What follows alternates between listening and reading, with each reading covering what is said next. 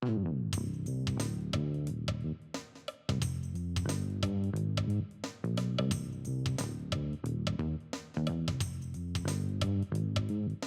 talk about our hopes and dreams beyond the reach it seems. Let's talk. Confess I live in hell. I failed to fall in scheme. Maybe we can find a pathway forward or a clue. So we may together be a symbiotic harmony where I can talk to you, you can talk to me. Let's talk. Let's talk. Let's talk, let's talk, let's talk.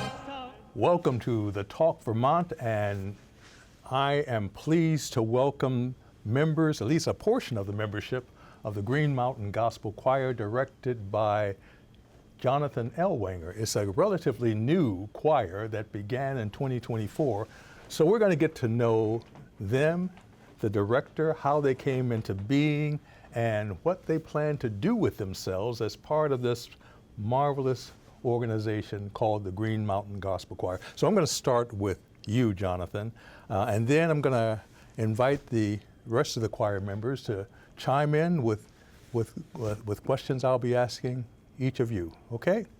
So, by the way, you should also know that the theme song to the Talk Vermont was composed by this guy, Jonathan Ellwanger, and myself. So you'll hear that coming in, and you'll also hear it going out. So just wanted to give credit where credit's due.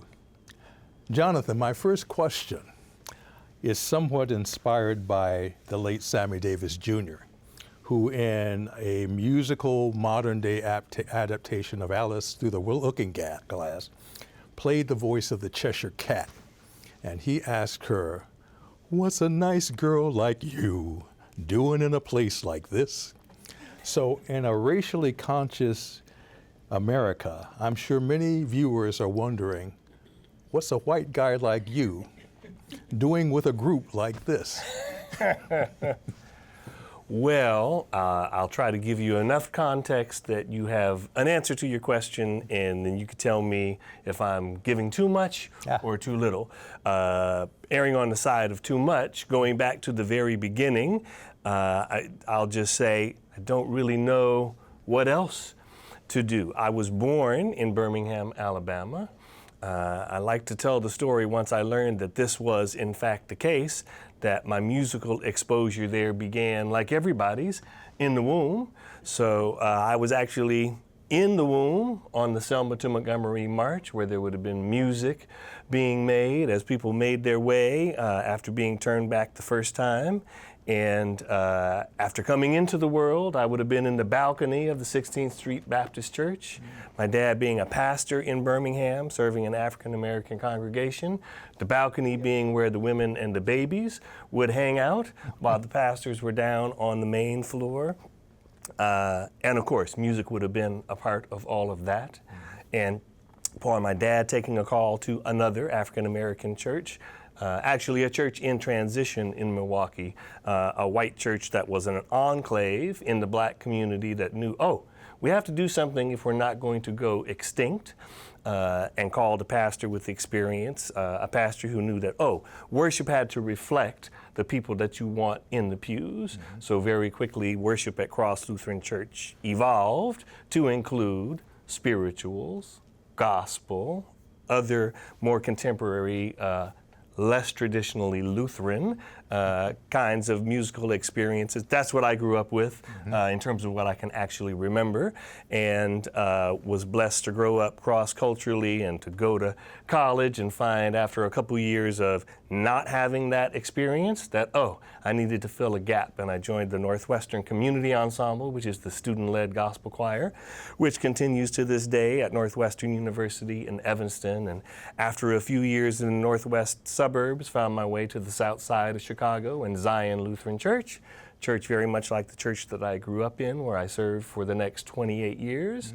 And each one of these opportunities were chances not only to contribute what I already had learned about gospel music, but of course to continue to learn from other gospel musicians, other ministers of music, other people trying to do the same thing that I was doing. And to this day, I continue to learn. So I actually, I was a music educator, I was a school administrator all in one school, had a gospel choir at my school, which is kind of a story into itself. Not that many elementary schools for sure have a gospel choir, but retired in 2020. I was married to a Vermonter. Here I am in Vermont. And took a little while to find your way because, of course, there was this little thing called COVID going on. So there wasn't a whole lot of anybody meeting a whole lot of anybody then.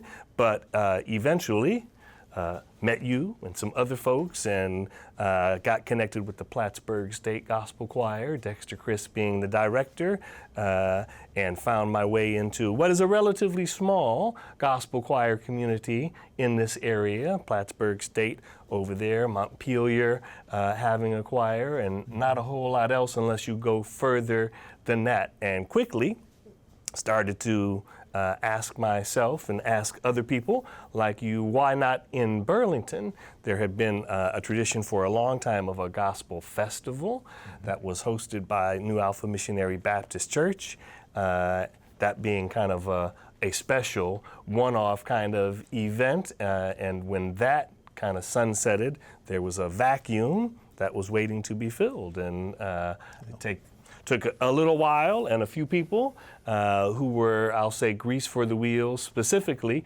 getting a landing spot at Champlain College for a rehearsal place. But just the way that, both in terms of the timing of things and people and places, I think I said to you all along when we first started talking about this, if it was a good idea, it might work out. If it was a God idea, it was definitely going to work out. Mm-hmm. Thank you. Now, I'm going to rely partly on you and whomever else wishes to chime in. For our viewing audience, again, this is Vermont. It is the second whitest state in the Union. And there probably are a lot of people out there who don't know much about gospel music.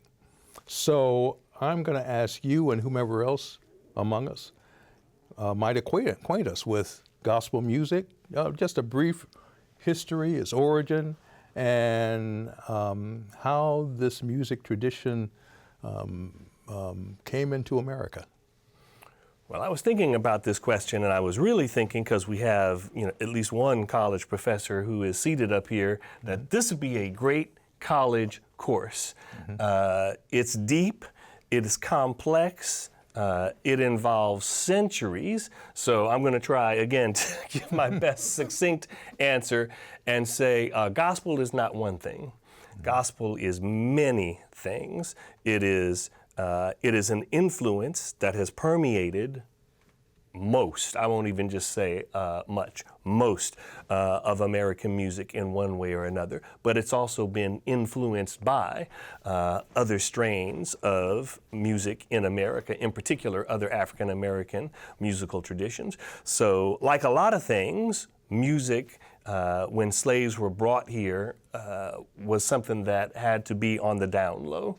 That music and dance and culture were really, for the most part, squashed. They had to exist in pockets. They had to exist in places where there was not going to be concern about alarms that it might raise. And so what would have been traditional music from Mother Africa had to evolve and had to be initially quiet. And so field hollers and work songs and music that would have been part of the everyday experience might have in some ways been less spiritual, but it always had spiritual elements to it.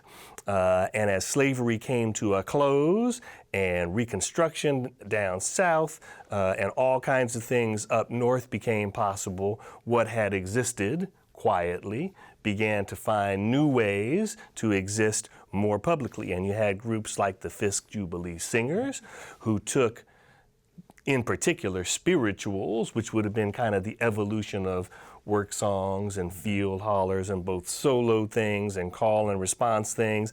And you had the beginning of concert spirituals, arrangements of spirituals, and groups like the Fisk Jubilee Singers who traveled the entire United States and Europe and took this music all over the place. And it began that back and forth. It had already included through hymns and other things that were mostly white influences that came to be a part of that spiritual tradition. They were incorporated, they were taken out, this back and forth. Oh, by the way, you had something called jazz that was getting going at the same time. And so jazz, and then you had this little thing called the northward migration. And so you had African Americans bringing their music and culture northward into large urban centers like Chicago and New York and Cleveland. And all of a sudden, guess what? You also had people like Tommy Dorsey and others who said, oh, you know what? We could distribute this more widely if we recorded it, and if we, audio recordings, as in records, and printed versions of gospel. So all of a sudden, the proliferation in the 1920s and 30s really began to explode. And so that back and forth between jazz and blues and other largely African-American traditions and gospel, right? So things just begin to snowball about then until you get to the 50s, and even more so. Oh, and you have this little thing called rock and roll, and you had an influence right there, and the back and forth, gospel influencing and being influenced by, so that then when Mahalia Jackson and others as part of the civil rights movement are bringing so much music into it, you see how this is just building and spiraling. And by the time you get to what would have been my youth and kind of what you would consider more contemporary gospel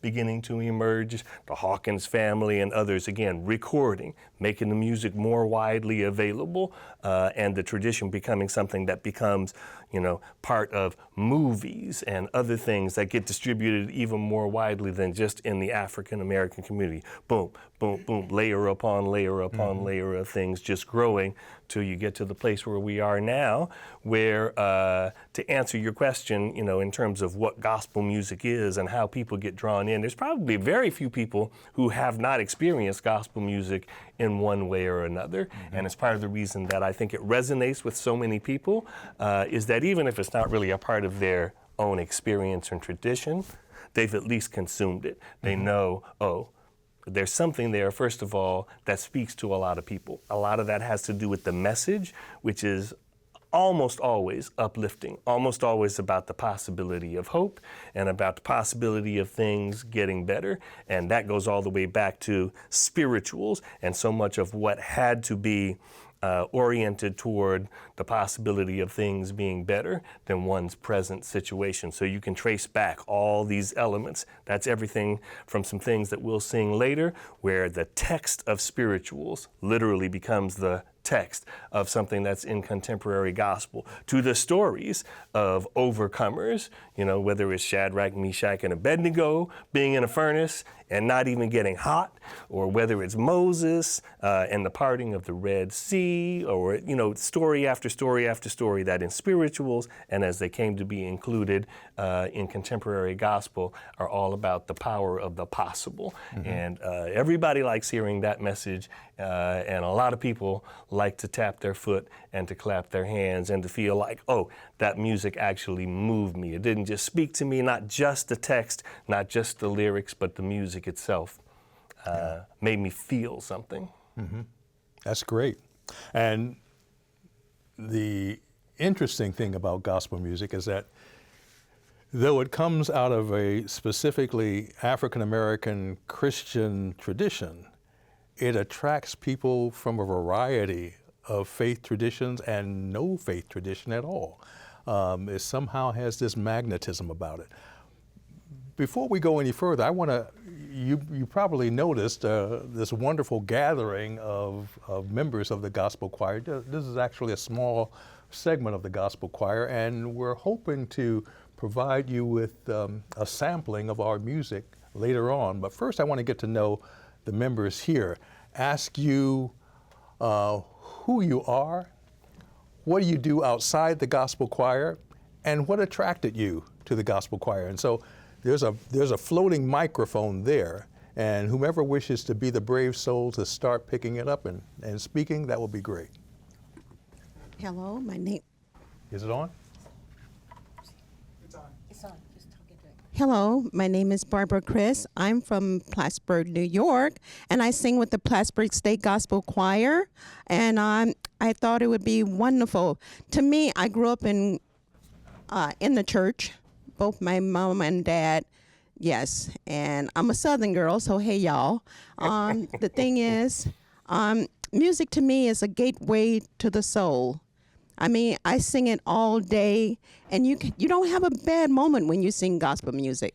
I mean, to me, it's cheap therapy, because you can either sing Amazing Grace, or you can actually go and, yeah. And you bless a lot of people when you start singing. Mm-hmm. You bless, I mean, like you said, it's cheap therapy. And if you want to not do some of the things that you want to sing, just start singing gospel music. You will feel a lot better. I mean, your life is in his hands. And I listen to John P. Key and Kurt Franklin and Hezekiah Walker. I mean, you can't have a bad day by listening to those guys.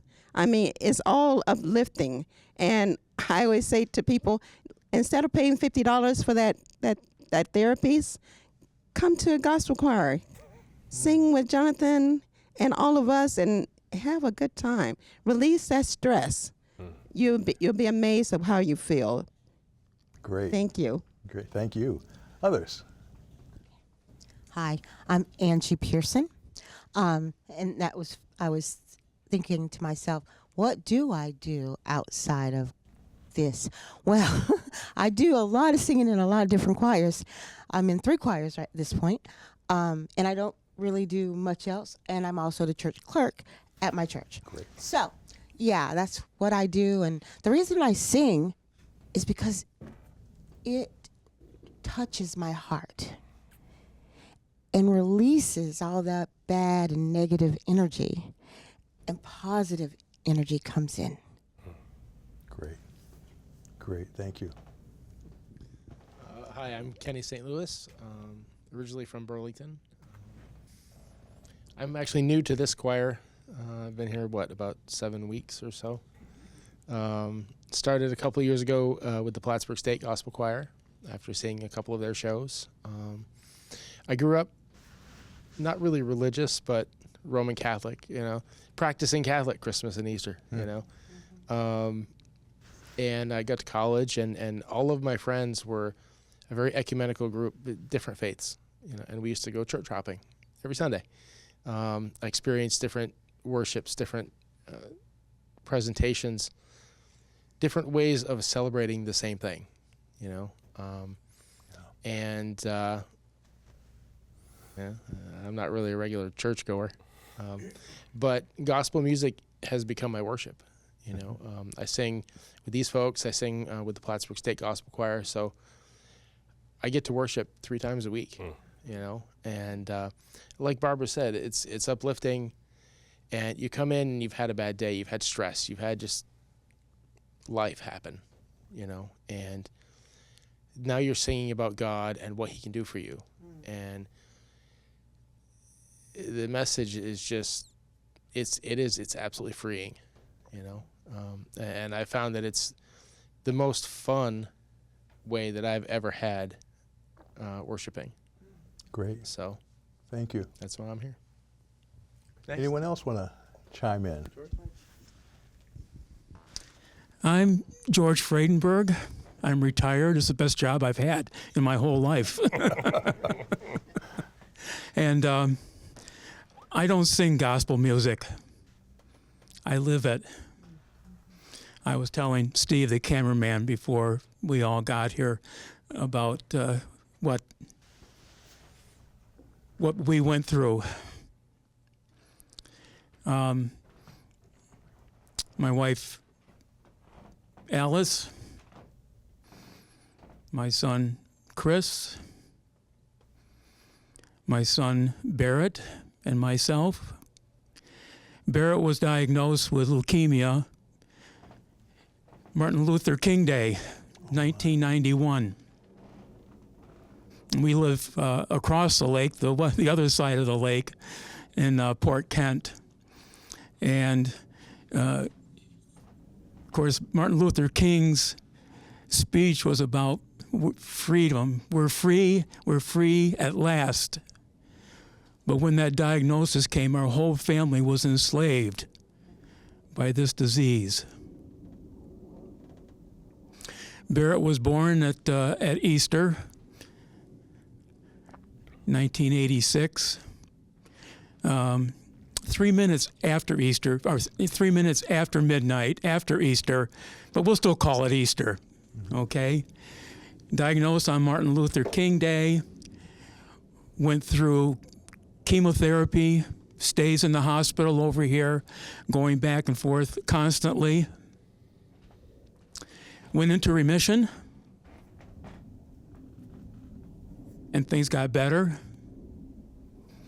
1992, at Easter,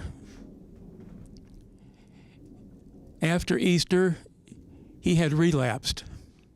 And we know this because after the initial treatment, and he was in remission, we would have blood draw on Tuesday, and then pediatric oncology clinic on Thursday.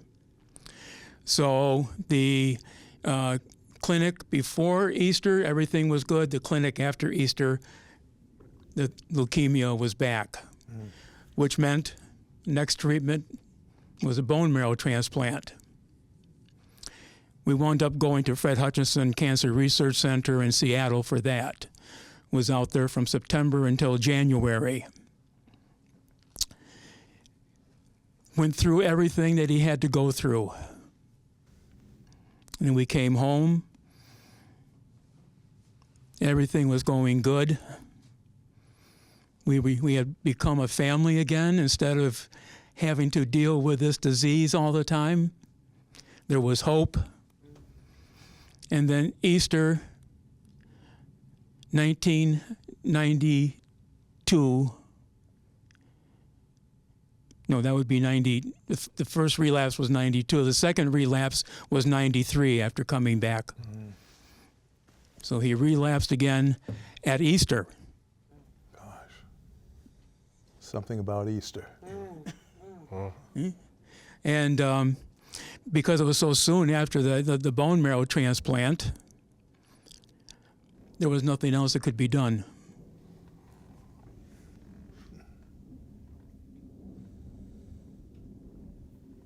All we could do was wait for him to die.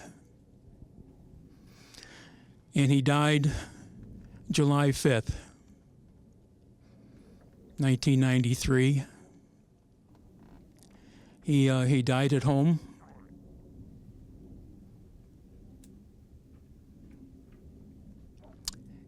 We gave Walker's funeral home a call. They came out with their hearse to take him. They came into the house, and I heard the two people kind of quietly whispering how to get the gurney into the house. And I said, "Gurney? You don't need a gurney. He's just a little boy."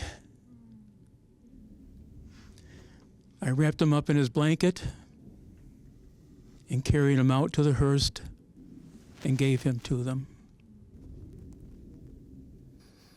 So that was July 5th, day after Independence Day. July 8th was the funeral service. July 8th is also my wife, Alice's, and Criss's birthday. Criss was born on Alice's birthday, and she says she gave up birthdays then, but for some reason I still had to buy a birthday present for her. So, and when the person who did Barrett's funeral service, it should have been Father Sorensen. We were going to the Episcopal Church in Plattsburgh at that time. But Father Sorensen was out recovering from heart surgery, so he wasn't able to do the service. But there was a retired minister, retired Episcopal priest who would fill in for Father Sorensen when needed. And he was the one who did Barrett's funeral. And his name was Father George Easter. George Easter. Easter. Wow. I miss Barrett. Every single day. Every minute of every day. Yeah. And so that's why I say I don't sing gospel music. Yeah. I lived it, and then it comes out in that. I think I must have heard the Plattsburgh State Gospel before COVID, because I remember going to an Easter program. I said, I would like to do that. Yeah. Yeah? And but it was a while before I was able to. There's no color barrier in sorrow. There's no color barrier in joy. So Barrett died 93. My life became just putting one foot in front of the other for 8 years. In 2001, I just couldn't carry the burden of my life anymore. And I don't just mean what happened to Barrett, but I mean my whole life. Yeah. So one beautiful summer day in church, I threw myself on the sanctuary floor and said, I can't do this anymore. I gave myself up, and joy flooded in. Not trickled, flooded in.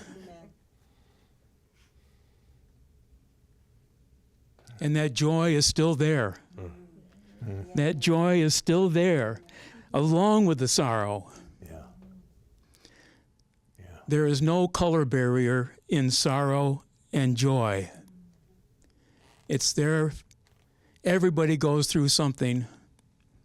Everybody has to face it.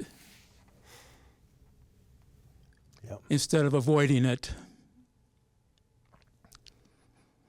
God, through Christ, was my deliverer. As soon as I gave my life to Christ, it was a flood. A flood of joy. And so, I sing the sorrow, but I also sing the joy. Mm. And we have a song, I got shoes, you got shoes, all of God's children got shoes. When I get to heaven, gonna put on my shoes and walk around heaven all day, holding Barrett's hand. And Barbara's gonna be holding Dalton's hand. And whatever you've gone through, whatever you've lost,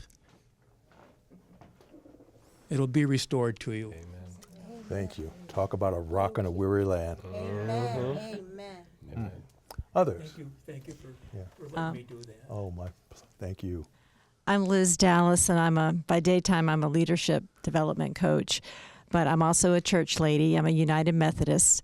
And I was raised in the South, but transplanted to New England.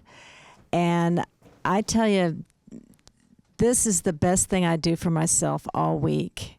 I come here because real people are dealing with real stuff, and there's so much love and so much joy that it may be a struggle to get there.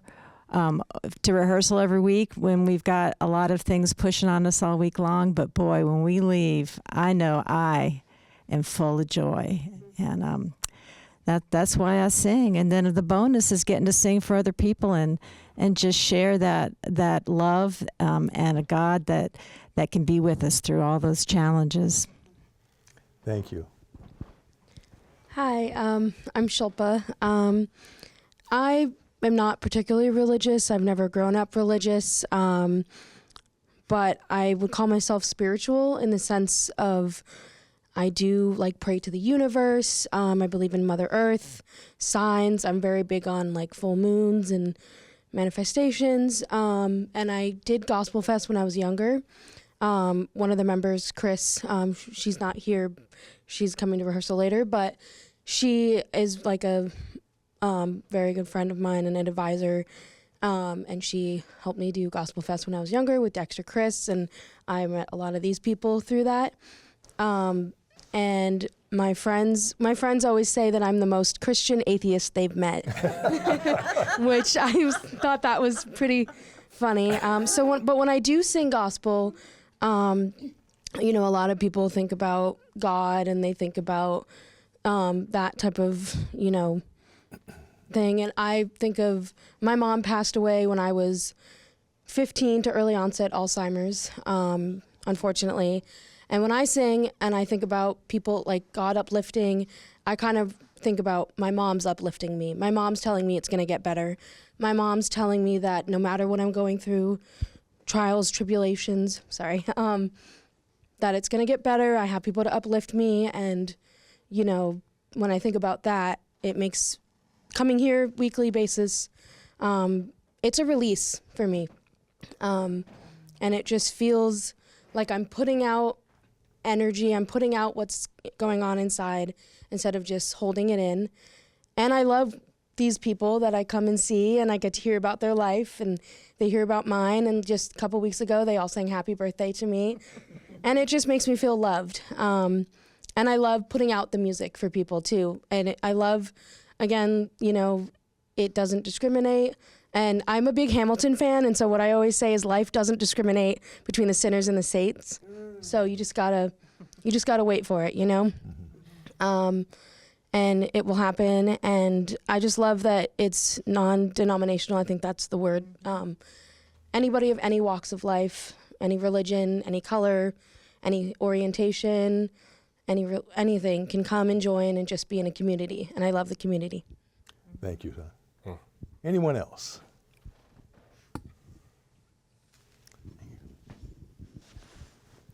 Hi there. I'm Dawn Ellis, and of Burlington, Vermont, a long time, and have many roles here and in our state and other communities. I've been both public servant, currently Justice of the Peace in Vermont. That means I can help connect people in their journey to the partner that they have chosen to spend their life with and move forward with, and that's a great honor. I also am a musician and have been living and breathing music since before I had language. And that is something that when it's your native literacy, it becomes something that can be a way that you connect with people from all backgrounds, all walks of life, and throughout the globe. We have languages in our spoken language world that often have geographical borders on them. But the language of music, if you can hear or feel rhythm, for example, can escape those geographic borders, those political borders, and connect people in ways that they communicate lived experience, human experience, hope, joy, sorrow, anger, release, and connection in ways that we have no words for, that the words fall short. And so as someone who is of music, I've traveled through music into a variety of different musical learnings on my own journey. I come to gospel very recently, but have had a long time in spiritual traditions in that take it on the road kind of thing that Jonathan was talking about earlier, and I've had the privilege of bringing American-based trials and tribulations to people across the country and across the globe as they encounter that sense of coming through oppression and into hope, coming through tribulation and into freedom in ways that they may not have had the legal right to do in their own communities. And so that those songs that speak to that coming through can lift above the whatever shackles we may experience in our own lives and communities, and touch people in places in their souls that stay there for a long time. And so I have really appreciated the chance to be part of this growing community, learning as I go. It's a different way of doing music than that I grew up with. And I think the thing about it that I really take away is music through notes, which is exciting and wonderful, and you can tap into the history of the notes, is one way in. But music through the ear and through the story is another. And this is a music of the ear and the story where you don't have to have had the notes training to be able to be like, I got it. I got it. I'm going with it. I'm going to hold it. My section's with me. We have got, and we are telling this story. And you can tell the story, and you can clap the rhythm, and you can be part of making music in ways where if you missed getting notes somewhere along the way, you might not think that you could be that musician later on in life if you didn't get it early. And there are a lot of communities where it's not as accessible or available as I'd like it to be through the notes direction. And so this is a different way in. It is one that is deeply meaningful to people who maybe have come to it recently or come to it all their lives. And I'm a learner in this, but I'm also a giver when I come to this and bring myself and my traditions with me as I am very thankful to be part of a new and uplifting group to me. Great. One more. Go ahead. One more. Good evening, everyone. I'm VanDora Williams. I'm a college professor at Champlain College. That's my other job outside of the gospel choir. But being in the gospel choir is my life. I grew up in it. And when I came and moved to Vermont, you're right, it was the second whitest state in the nation. They didn't tell me that, but I found out pretty quickly. But I wanted to bring something of my home to Vermont. So when this opportunity to come and sing with Green Mountain, I think it's absolutely wonderful because gospel is joy, gospel is sorrow, gospel is service, and gospel is healing. So that's why I do it. Thank you. What a wonderful testimony. And I just want to give a hand to all of you who have participated in this. Now, as some of you mentioned, there are other gospel groups in this state. There's the Montpelier Community Gospel Choir, and then there's the gospel choir across the lake, across Lake Champlain in Plattsburgh, called the Plattsburgh Gospel Choir. And some of you hail from Plattsburgh. You take the ferry or you drive out here, and we're very much appreciative of the effort that you make to be a part of this group. Before we close, and we're going to close with a few selections, I want to just provide some advertisement. As I mentioned, you're a relatively new gospel choir, began in 2024. What are some opportunities for people to hear you in the future, and how might we join? Well, let's take the last first. Okay. So every Tuesday evening, we're at Champlain College, 6:30 p.m. in the Ireland Family Center, up in room 206. You do not have to let us know you're coming. You do not have to audition. you can come.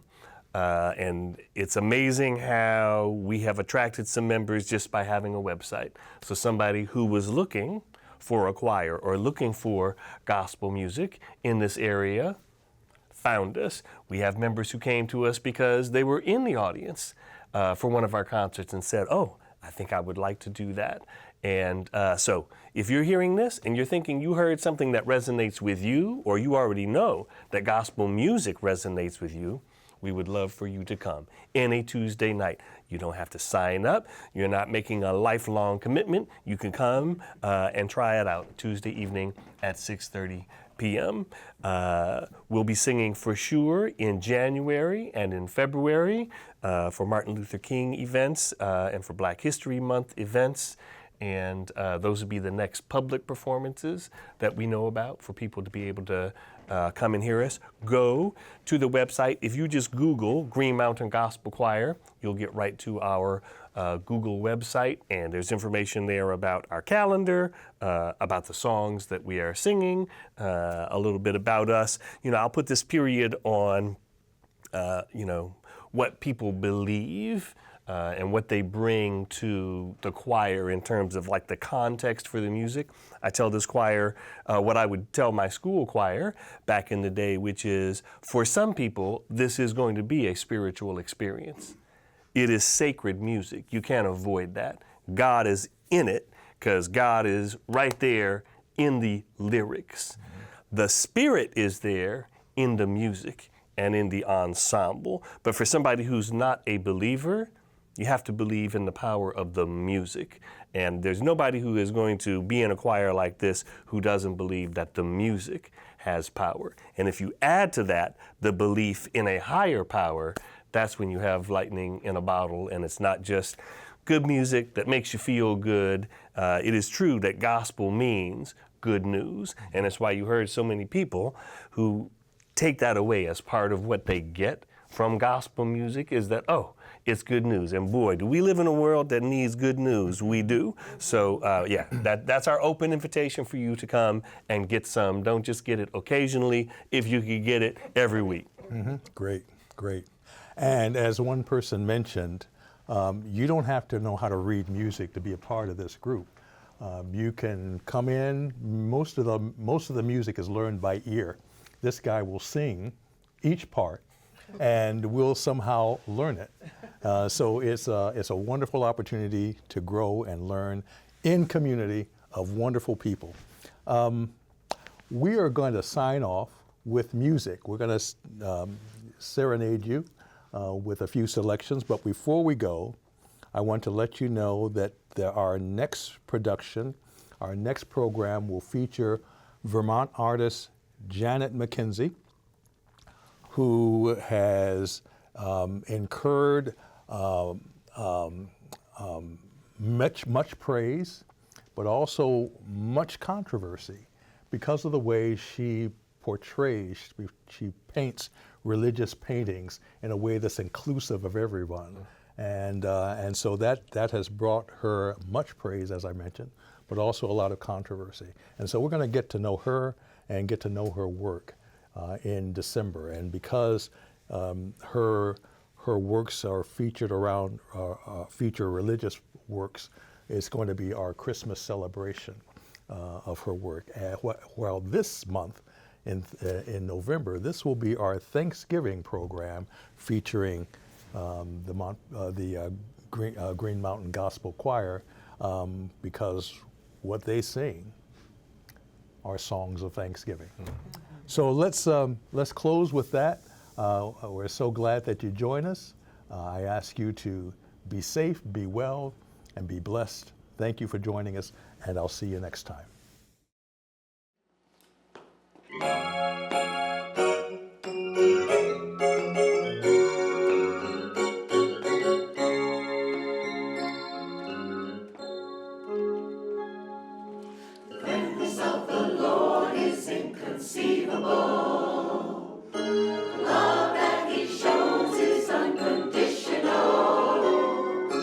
Power of the Lord is unbeatable.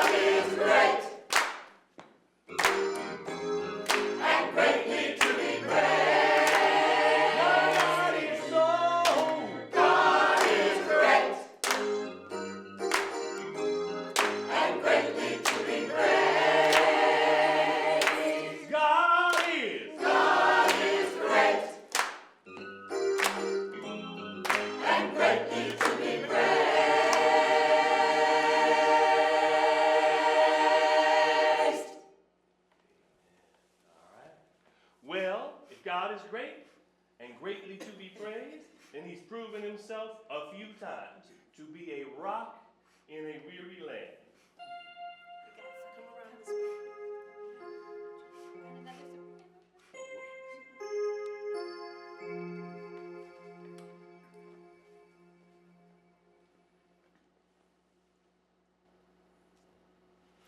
Jesus is a rock in a weary land, a weary land, a weary land.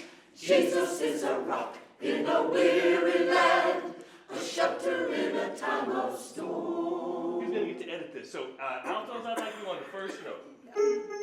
Jesus is a rock.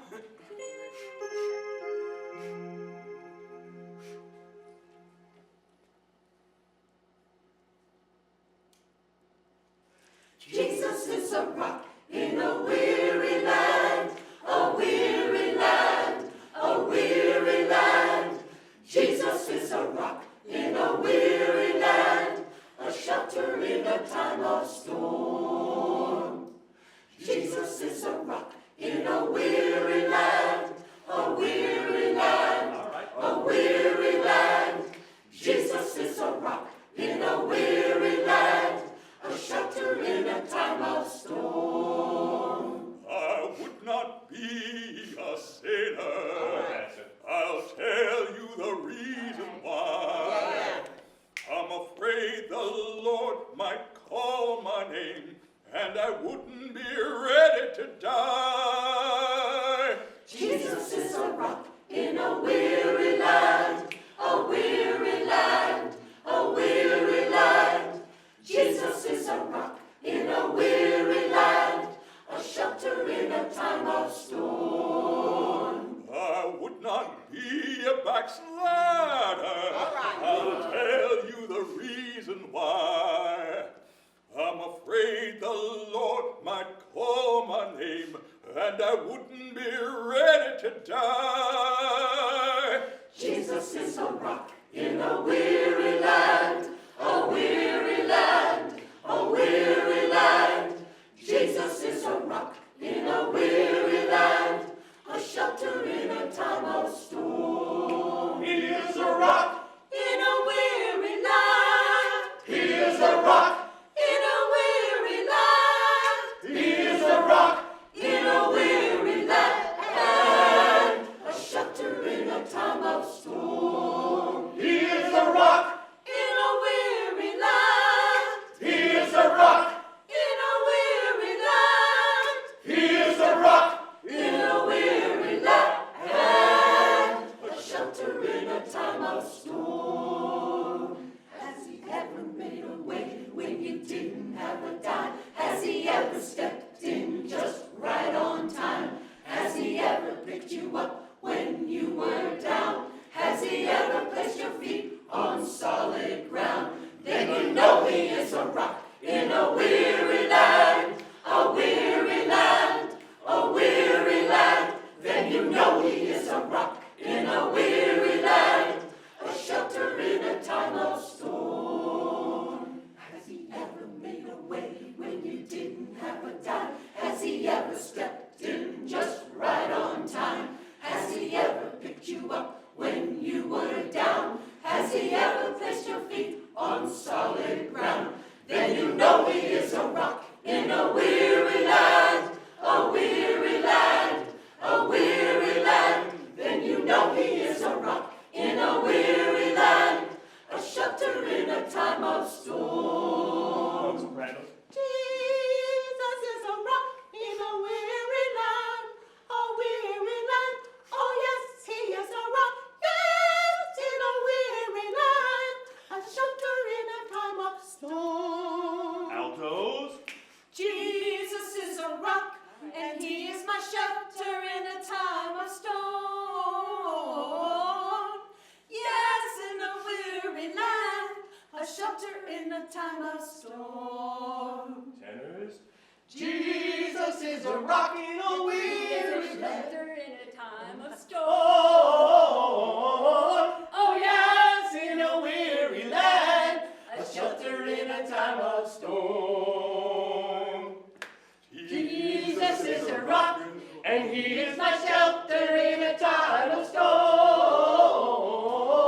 Oh yes, in a weary land, a shelter in a time of storm. Jesus is a rock in a weary land, in a time of storm. He is a rock of ages in a weary land, a shelter in a time of storm. Jesus is a rock in a weary land, shelter in a time of storm. He is a rock of ages in a weary land, a shelter in a time of storm. A shelter in a time of storm. A shelter in a time of storm.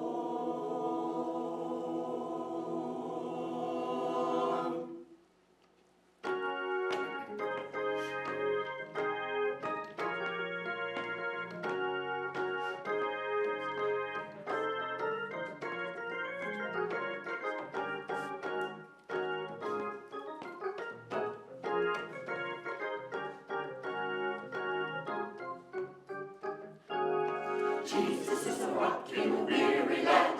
Jesus is a rock in a weary land. Jesus is a rock in a weary land. He's a shelter in a time of storm. He'll be there when everything goes wrong. Jesus is a rock in a weary land. Jesus is a rock in a weary land. Jesus is a rock in a weary land. Jesus is a rock in a weary land. Jesus is a rock in a weary land. He's a shelter in a time of storm. He'll be there when everything goes wrong. Jesus is a rock in a weary land. Jesus is a rock in a weary land. He's a rock. He's a rock of shelter. He's a rock of shelter. He's a rock of shelter. Jesus is a rock in a weary land. Jesus is a rock in a weary land. He's a rock. He's a rock of shelter. He's a rock of shelter. He's a rock of shelter. Jesus is a rock in a weary land. Jesus is a rock in a weary land. Come on, sopranos. Jesus is a rock. Jesus is a rock. Yes, he is. Jesus is a rock. Okay. Jesus is a rock. Join the alto. Jesus is a rock. Jesus is a rock. Jesus is a rock. Jesus is a rock. Get it? Jesus is a rock.